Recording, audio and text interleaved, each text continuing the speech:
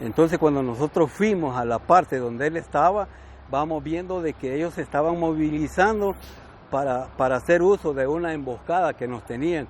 Vino mi capitán Perdomo y dio la orden que usáramos las granadas, las famosas granadas de fusil.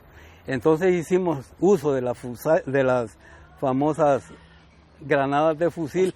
Entonces nosotros teníamos en uso el G3 recortado. Entonces ahí fue donde nosotros hicimos uso de esas granadas de fusil y las hicimos detonar abajo del cerro donde estábamos y salieron huyendo. Pero la sorpresa de nosotros fue que cuando bajamos estaba el encargado de ellos que iba a hacer detonación de las minas que nos estaban esperando a nosotros. Gracias a Dios pues quedó moribundo con el detonador en las manos y la batería en la otra mano. No hizo uso, gracias a Dios. Pues prácticamente pues ahí pues tuvimos que hacer uso de lo que teníamos que hacer, exterminar pues, se hizo lo que se ¿verdad? Y gracias a Dios pues esa vez seguimos con la operación. Luego que seguimos caminando, seguimos incursionando, de repente hubieron disparos. En esos disparos afortunadamente me imagino que me tenían alineado en la garganta.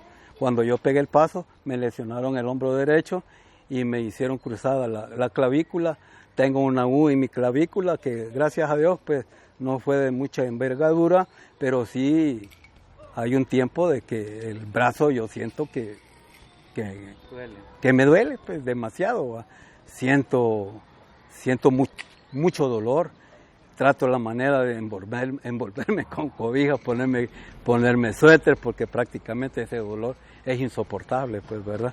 Pero gracias a Dios estamos vivos. ¿Va? ¿Qué sucedió después que le cae eso? Pues cuando me hirieron, mi capitán entonces Perdomo agarró el radio, hizo contacto con el pájaro, como nosotros le decíamos, y me evacuaron. Me recuerdo yo que me llevaron directamente para la escuela militar y de la escuela militar pues me estaba esperando un vehículo militar, una ambulancia militar, un jeep, como nosotros le reconocíamos, una jaiba, y me hicieron traslado para el hospital, el antiguo hospital militar, ¿verdad? Que ahí estaban los cadetes. ¿Reaccionó rapidito? Sí, luego reaccionó él, pidió la evacuación mía.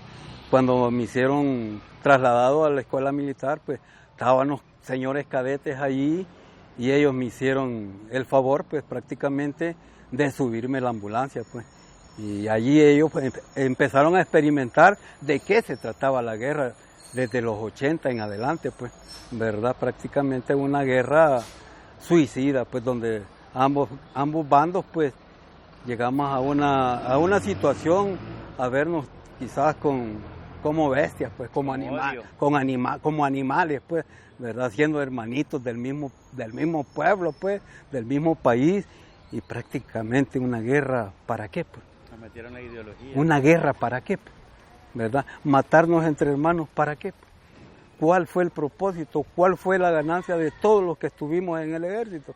Tal vez la única ganancia que sacamos, que salimos vivos algunos, pero sí salimos desequilibrados mentales, pues. Gracias a Dios, pues, tengo mi familia, tengo mis hijos, sobrevivo ahora, no tal vez del oficio que aprendí, sino que ando en un vehículo rentado, ando, como se dice, taxiando, pero ahí me gano la vida honradamente, sí, ¿verdad? ¿No saca su pensión? No saco mi pensión, no he hecho uso de eso. ¿Ni de lisiado? Ni de lisiado, como de veterano de guerra. Como en los Estados Unidos, allá el veterano de guerra, pues sí es considerado como veterano de guerra y se le respeta como veterano de guerra. Tiene su pensión porque se la ha ganado, ¿verdad? Pero aquí, lastimosamente, pues yo creo que nos discriminan a nosotros, ¿verdad? No solo a mí, sino que a la gran mayoría de los que estuvimos de alta, sin tener la culpa de haber vivido un conflicto, pues. ¿Qué crees que tuvo que haber sucedido? Pues la verdad es que, pienso yo, de que tal vez los gobiernos, no digo tal vez el actual, sino que los gobiernos que tuvieron participación en este conflicto tuvieron que haber tomado cartas en el asunto, pues, así como tienen derecho los enemigos prácticamente de ese entonces, no actuales, sino que de ese entonces, porque vivíamos un conflicto. Hoy, gracias a Dios, pues se supone hubieron unos acuerdos de paz, dicen, ¿verdad? Y creo de que los gobiernos hubieran tomado acción de hacer una buena pensión, ¿no? Pues no dar una caridad, como se dice, pues, porque empezaron con $50 y le subieron a 100, prácticamente, discúlpenme, pero eso es una limosna, pues. Tal vez no las mejores prestaciones, pero sí un poco de atención, ¿verdad? Por lo que se vivió, pues prácticamente también nosotros tuvimos padres, pues, ¿verdad? Tuvimos hermanos, tuvimos familia y prácticamente el haber vivido ese conflicto, pues, hubieron muchos padres que se quedaron sin sus hijos, pues, ¿verdad? Entonces me imagino yo de que tal vez esos padres tienen derecho a una buena pensión por haber fallecido ese hijo que se incorporó al ejército, pues, que hay muchos padres, muchas madres, muchos padres, de que no tienen ayuda, pues, tal vez los gobiernos en ese entonces, pues, ¿verdad?, hubieran tomado cartas en el asunto y como del ser militar, pues, hasta la muerte, pues, ¿verdad? Cuando la gente, como decimos nosotros, la minoría la mira mal, yo pienso de que no la deberían de ver mal, la deberían de ver bien, y apreciar. La deberían de ver bien y instruir a sus hijos, pues, instruir a sus hijos de una experiencia de que nosotros prácticamente fuimos jóvenes también, de que no esperábamos un conflicto en nuestro país. Lastimosamente, quién lo armó no lo sé, ¿verdad? Pero sí lo que sé de que fui parte de un conflicto, de que no me gustaría que las nuevas generaciones formen parte de un conflicto, de que alguien no puede armar, pues, ¿verdad? Entonces estas experiencias de nosotros deben de servir y de servir prácticamente para las generaciones que vienen y decirle, mire hijo, esto sufrieron los jóvenes del ayer, del 80 al 92. Entonces ahora, a través de esta experiencia de esta juventud, yo quiero que usted lo aprenda y no le pase lo que a ellos les pasó. Prepárese, estudie, sea alguien en la vida, no se quede como los demás, usted tiene que triunfar en la vida. Me imagino que para eso son estas historias, pues, para sacarle de lo malo, sacar lo mejor. Yo me recuerdo allá por el 81, llegamos con mi coronel Turcio, entonces él era capitán, llegamos a Jocuaitique prácticamente y hicimos desembarco en San Fernando y nos tocó que caminar un buen tramo debajo del agua. Allí en San Fernando encontramos a la Defensa Civil, por cierto el sargento que estaba ahí de comandante local, luego lo encontré aquí en San Antonio del Monte como comandante local y él nos asignó uno de la Defensa Civil que nos sirvió como guía, pues. Y nos llevó hasta donde íbamos a Jocuaitique y lastimosamente al regreso de este personaje pues lo encontró el enemigo y lo exterminaron lastimosamente, pues. Yo me recuerdo cuando en el 82, ya que fui parte prácticamente con mi coronel Turcio cuando él era mayor a formar el batallón de paracaidistas, ya en el 83 me recuerdo teníamos al sargento Benavides y me dijo el sargento Benavides, márqueme, vas a tener que sacar 2 soldados para que vayan a formar el batallón de sanidad militar.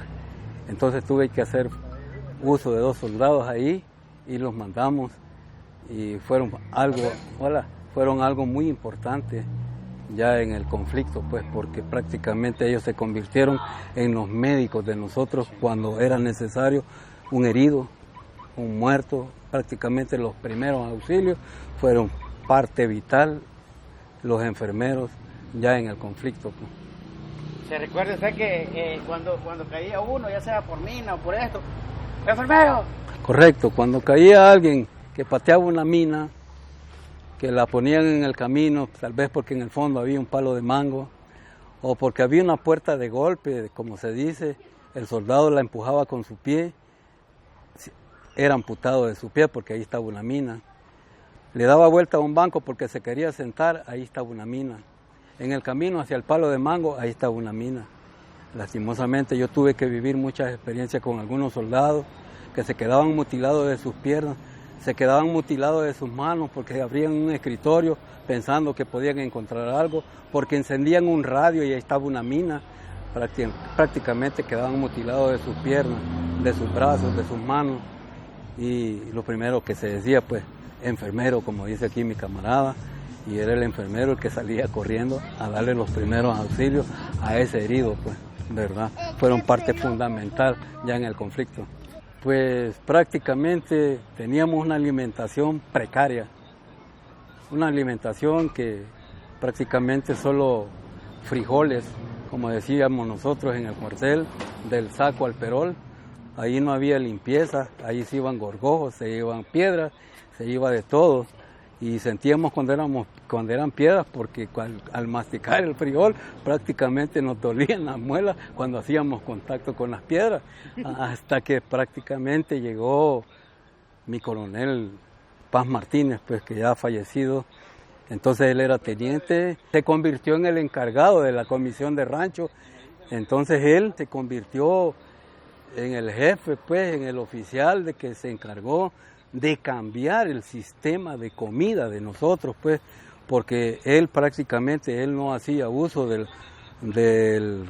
comedor de los oficiales, sino que él comía con la tropa, comía en el comedor de la tropa, se convertía en un soldado más para ver cómo era que nosotros comíamos. Entonces él hacía uso de su bandeja, pasaba por donde estaban los rancheros, le servían el arroz, le servían los frijoles, y él se dio cuenta que la alimentación del soldado para ese entonces era prácticamente garra, como decimos en el ámbito militar, pues.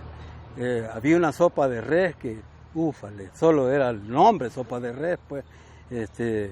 Solo los domingos comíamos más o menos porque habían visitas, nos daban tamales con casamientos, que solo el día domingo disfrutábamos de una buena alimentación en la mañana. Mi teniente Paz Martínez hizo uso de la comisión de rancho, mejoró el rancho, nos dieron mejores comidas. Ya en el 83, cuando lo formamos batallón, entonces también hubo una mejora.